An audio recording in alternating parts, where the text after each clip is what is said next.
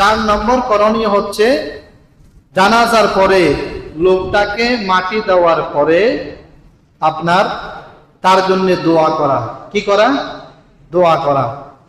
আল্লাহ রসুল একবার এক সাহাবীর জানাজা পড়ালেন, সাহাবায়ে কেরাম তাকে মাটি দিল। মাটি দেওয়ার পরে আল্লাহ রসুল একটু সরে আসলেন, পশ্চিম দিকে ফিরে সাহাবায়ে কেরামকে বললেন, তোমরা বলো সুবহানাল্লাহ। তো সাহাবায়ে কেরাম বললেন সুবহানাল্লাহ। আল্লাহ রসুল বললেন, তোমরা বলো লা ইলাহা ইল্লাল্লাহ। সাহাবায়ে কেরাম বললেন লা ইলাহা ইল্লাল্লাহ। এরপরে আল্লাহ রসুল বললেন, ইস্তাগফিরু লিআখিকুম, তোমরা তোমাদের যে ভাইকে একটু আগেই কবরে রাখলা, এই ভাইয়ের জন্য আল্লাহর কাছে ক্ষমা প্রার্থনা করো, দোয়া করো। কারণ ফাইন্নাহুল আন ইউসআলু, এখনই তাকে মুনকার নেকিরা প্রশ্ন করবে, এখনই তোমরা তার জন্য দোয়া করো। এই জন্যে কবর দেওয়ার পরে চলে না আসা, একটু পাশে দাঁড়িয়ে পশ্চিম দিকে ফিরে দোয়া করা। কি করা? পশ্চিম দিকে ফিরে দোয়া করা। আল্লাহ রসুলের একজন সাহাবী হযরতে আব্দুল্লাহ, অনেক ধনী সাহাবী ছিলেন। একদিন আল্লাহ রসুল ওনার হুজরা শরীফ অর্থাৎ ঘর, হুজরা শরীফ থেকে বেরিয়ে দেখেন অন্ধকারে একটা লোক দাঁড়ানো আছে। রোজার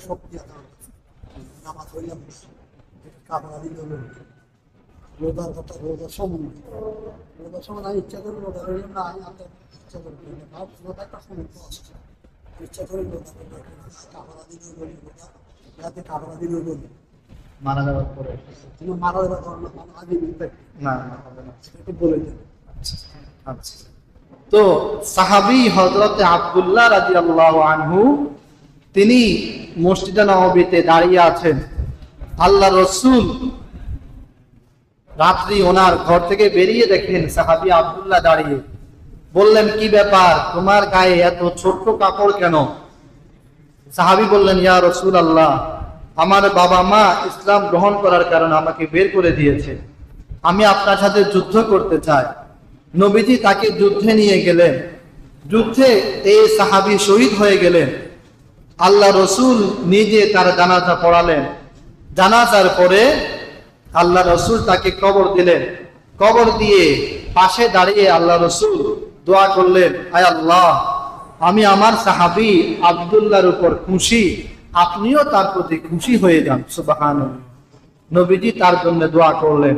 এই জন্যে কবর দেওয়ার পরে একটু দোয়া করা। এরপরে তখনই শুধু দোয়া করা এমনটা নয়, আমাদের যত পূর্বপুরুষ অন্ধকার কবরে চলে গেছে তাদের জন্য দোয়া করা। তাদের জন্য কি করা? দোয়া করা। আল্লাহ রসুল বলতেছেন, আসসালাতু আলাইহিমা, মৃত ব্যক্তিদের জন্য তোমরা দোয়া করো, দোয়া করতে থাকো। আপনি 5 ওয়াক্ত নামাজ পড়লেন, 5 ওয়াক্ত নামাজের পরে আপনার মৃত বাবা মার জন্য একটু দোয়া করেন, আয় আল্লাহ, আমার বাবা মাকে মাফ করে দেন, একটু দোয়া করেন। আপনি হাঁটছেন, হঠাৎ আপনার মায়ের কথা, বাবার কথা, আত্মীয় স্বজন, দাদা দাদি, নানা নানির কথা মনে পড়লো, তো আপনি একটু দোয়া করেন, আয় আল্লাহ, তাদেরকে মাফ করে দেন। আপনার এক দোয়ার কারণে আল্লাহ তাআলা তাদেরকে মাফ করে দিবেন। সুবহানাল্লাহ। দোয়া করা সব সময়, হাঁটতে চলতে, উঠতে বসতে, মৃত আত্মীয় স্বজন, মা বাবার জন্য কি করা? দোয়া করা।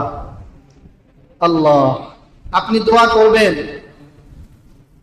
আপনার একটা দোয়া তাদের মাগফিরাতের উসিলা হবে। একটা দোয়া পারলে আপনি প্রতিদিন শোয়ার সময় বিছানায় বসে একবার সূরাতুল ফাতিহা, 3 বার সূরাতুল ইখলাস পড়েন।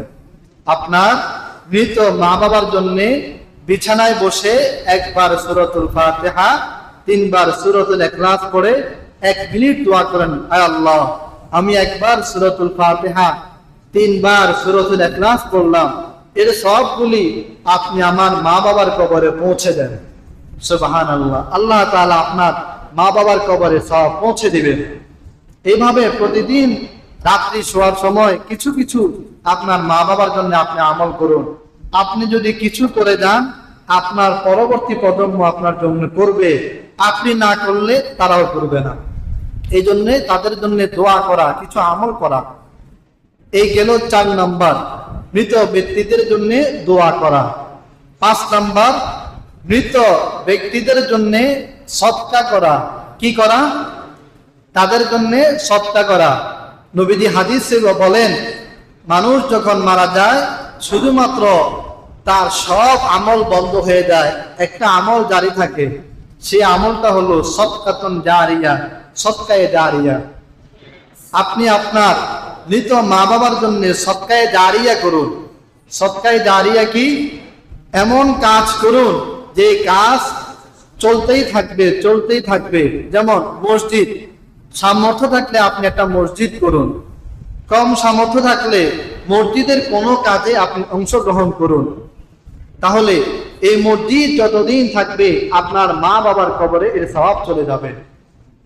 এক সাহাবী আল্লাহ রসুলকে প্রশ্ন করলেন, ইয়া রাসূলুল্লাহ, আমার মা মারা গেল, আমি যদি তার পক্ষ থেকে সদকা করি, সদকায়ে জারিয়া করি, তবে কি এতে তার ফায়দা হবে? নবী বললেন, নাম, হ্যাঁ, তুমি তোমার মৃত মা বাবার জন্য সদকা করো, সদকায়ে জারিয়া করো। সদকায়ে জারিয়ার অনেকগুলা রূপ আছে। 1 নম্বর, মসজিদে আমরা দান করতে পারি। 2 নম্বর, মাদ্রাসায় দান করতে পারি, সদকায়ে জারিয়া।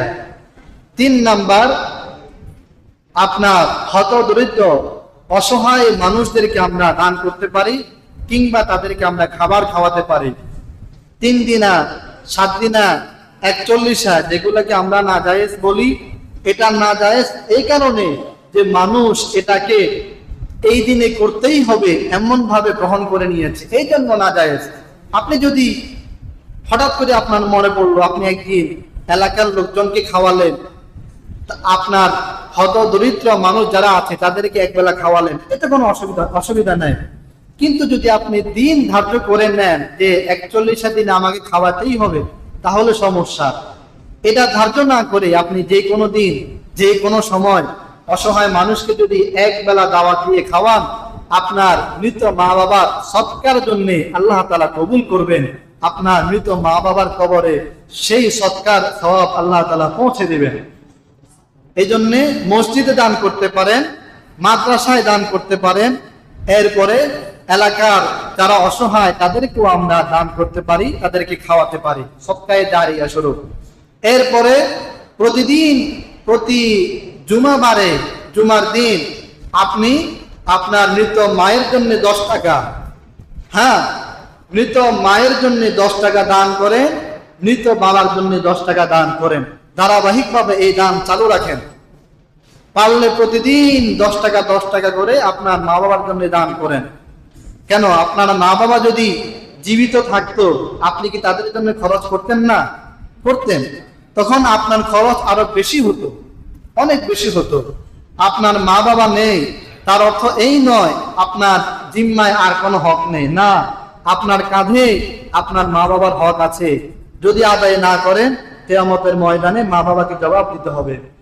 এই জন্যে পারলে প্রতিদিন মা বাবার জন্য একটু একটু করে সদকা করেন, দান করেন। পারলে প্রতিদিন একটু একটু করে সদকা করেন, না পারলে প্রতি শুক্রবারে মায়ের জন্য 10 টাকা, বাবার জন্য 10 টাকা মসজিদে দান করেন। ধারাবাহিকভাবে করতেই থাকেন, করতে থাকেন।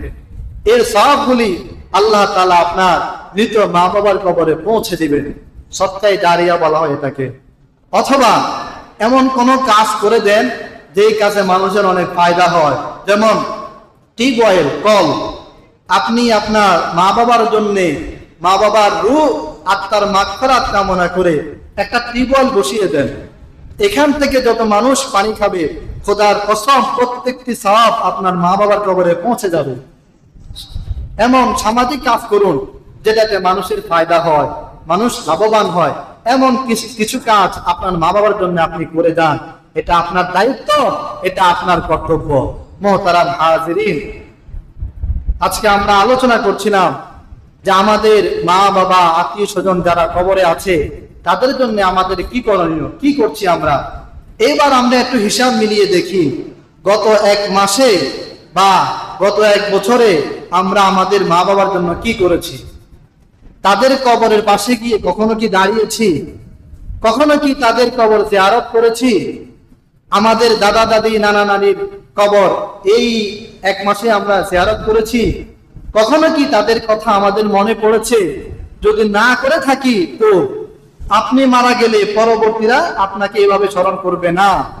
এই জন্যে আজকে থেকে আমরা প্রতিজ্ঞাবদ্ধ হই, আমরা ওয়াদা করি যে না, আমাদের মা বাবা দাদা দাদি নানা নানি যারা কবরে আছে, আজকে থেকে আমরা তাদের জন্য কিছু না কিছু করব।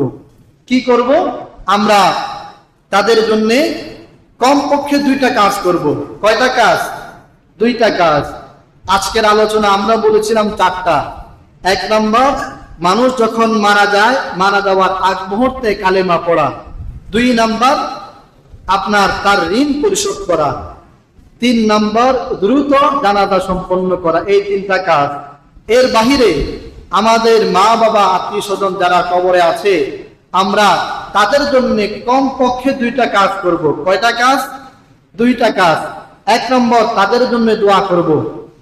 5 ওয়াক্ত নামাজের পরে বা রাত্রে যখন আপনি ঘুমোতে যাবেন তখন যখনই মনে পড়বে তাদের জন্য একটু দোয়া করব।